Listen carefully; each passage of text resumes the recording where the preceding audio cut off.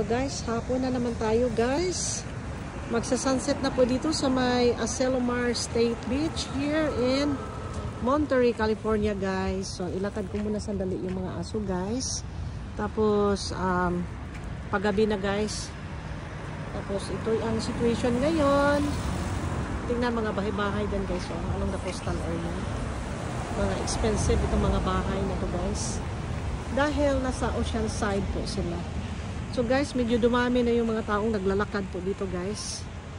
Nagpapasyal-pasyal, nag-exercise. Tapos ako rin, nag-exercise din ako sa aking mga katuhudan.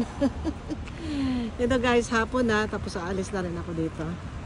Okay guys, look at this. Ang mga halaman, yan. Tapos naglalakad itong aso ko. Continue for 5 miles. Okay guys. May bike. So delikado guys. Dito na lang kami sa may coastal area. May mga bike biglang bumulusok. Delikado yung mga aso ko. Okay guys. Thank you for watching. See you in my next vlog. Bye bye you.